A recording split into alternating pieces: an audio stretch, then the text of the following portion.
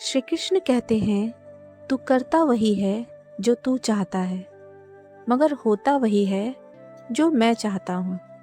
इसलिए तू वही कर जो मैं चाहता हूँ, फिर वही होगा जो तू चाहता है। क्योंकि जब तेरा मन मेरे साथ जुड़ जाएगा, तब तेरी इच्छाएं भी मेरी ही इच्छाएं बन जाएगी, और तब तेरा हर कार्य स्वतः ही सफल और कल्याणकारी हो जाएगा। जब तू अपने अहंकार को त्याग कर मुझे समर्पित होगा, तब तेरा हर कदम धर्म और सत्य की दिशा में बढ़ेगा, और इसी मार्ग पर चलते हुए तू अंततः मोक्ष और शाश्वत शांति को प्राप्त करेगा। जय श्री कृष्णा दोस्तों, स्वागत है आपका हमारे साक्षात माधव यूट्यूब चैनल पर। आज हम जानेंगे कि श्रीमद् भगवत गीता के 11वें अध्याय से, जिसे विश्व रूप दर्शन योग कहा जाता है, से क्या सीखा जा सकता है, और वो भी बहुत ही सरल भाषा और सहज शब्दों में। दोस्तों, गीता का यह अध्याय अत्यंत रहस्यमय, दिव्य और भावनाओं से भरपूर है। इस अध्याय में भगवान श्री कृष्ण अर्जुन को अपना विराट रूप दिखाते हैं, ऐसा रूप जिसमें पूरा ब्रह्मांड समाया हुआ था, ऐसा रूप जिसे देखकर अर्जुन का मन विस्मय, भक्ति और भय से भर जाता है। इस अध्याय की शुरुआत तब होती है जब अर्जुन भगवान श्री कृष्ण से कहते हैं कि आपने मुझे जो आध्यात्मिक ज्ञान दिया है, उससे मेरा सारा भ्रम दूर हो गया है। अब मैं समझ चुका हूँ कि आप केवल मेरे मित्र या सारथी नहीं हैं, बल्कि संपूर्ण सृष्टि के पालन करता हैं। आपकी महिमा अनंत है और आपकी शक्ति असीम है। भगवान के दिव्य विभूतियों के बारे में सुनने के बाद अर्जुन के मन में गहरी इच्छा उत्पन्न होती है। वह भगवान से कहते हैं, हे प्रभु, यदि आप मुझे योग्य समझते हैं तो मैं आपके उस विराट स्वरूप का दर्शन करना चाहता हूँ, जो संपूर्ण ब्रह्मांड में व्याप्त है। अर्जुन की प्रार्थना सुनकर भगवान श्री कृष्ण मुस्कुराते हैं और कहते हैं, हे अर्जुन, मेरे उस दिव्य स्वरूप को समान आंखों से देख पाना संभव नहीं है, इसलिए मैं तुम्हें दिव्य दृष्टि प्रदान करता हूँ। अब तुम मेरे उस विराट रूप को देखो, जिसमें संपूर्ण सृष्टि समाई हुई है। जैसे ही भगवान श्री कृष्ण अर्जुन को दिव्य दृष्टि प्रदान करते हैं, अर्जुन के सामने एक ऐसा दृश्य प्रकट होता है जिसे शब्दों में व्यक्त कर पाना लगभग असंभव था। अर्जुन देखते हैं कि भगवान का विराट स्वरूप अनंत है। उसके असंख्य मुख हैं, अनगिनत नेत्र हैं, असंख्य भुजाएं हैं। उनके शरीर से दिव्य प्रकाश निकल रहा है, ऐसा तेज मानो एक साथ 1000 सूर्य आकाश में चमक उठे हों। अर्जुन देखते हैं कि उस विराट स्वरूप में संपूर्ण ब्रह्मांड समाया हुआ है।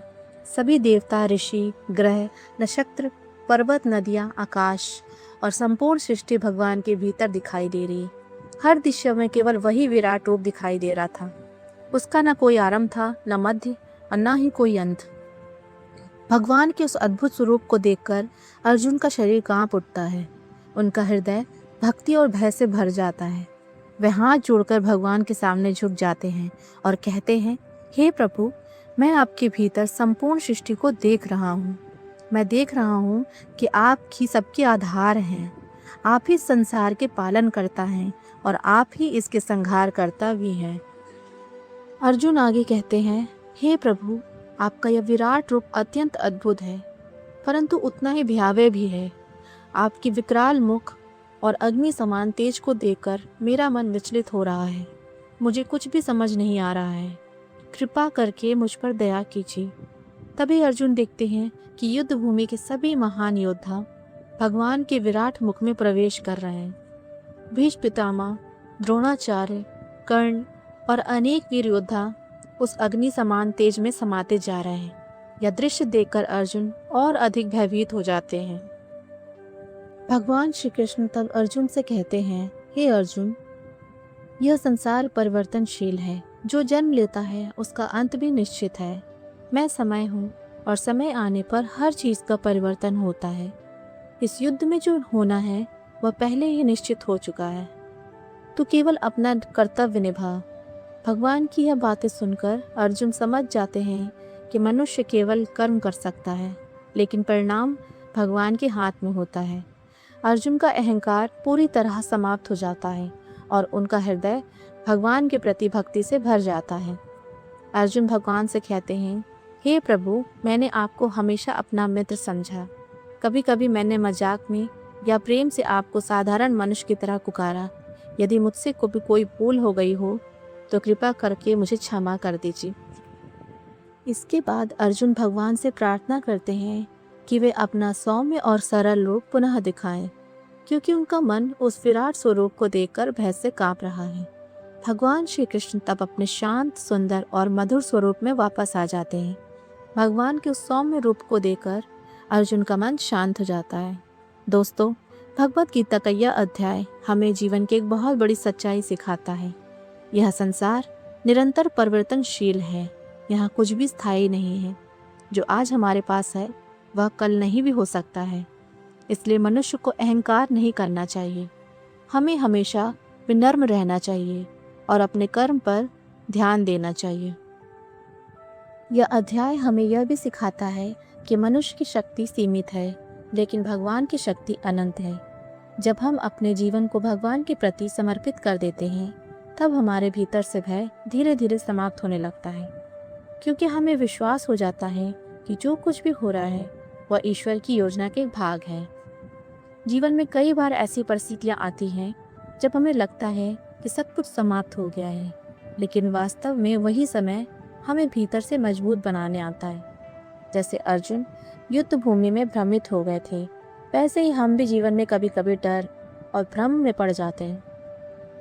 लेकिन यदि हमारे भीतर विश्वास और धैर्य हो तो हमें हर कठिनाई को पार कर सकते हैं।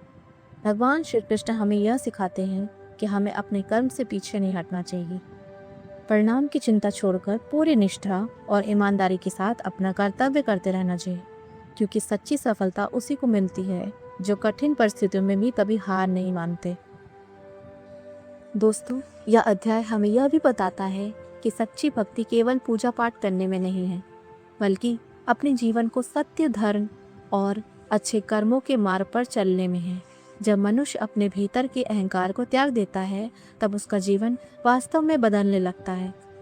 अंत में यही कहा जा सकता है कि भगवत गीता का 11वां अध्याय केवल भगवान के विराट स्वरूप का वर्णन नहीं है, बल्कि यह मनुष्य को उसकी सीमाओं और ईश्वर की अनंत शक्ति का अनुभव कराने वाला अध्याय है। यह अध्याय हमें सिखाता है कि चाहे परिस्थितियाँ कितनी भी कठिन क्यों न हो, यदि हमारे जीवन में विश्वास, भक्ति और सही कर्म हैं, तो हम हर भय पर विजय प्राप्त कर सकते हैं। धन्यवाद। राधे राधे।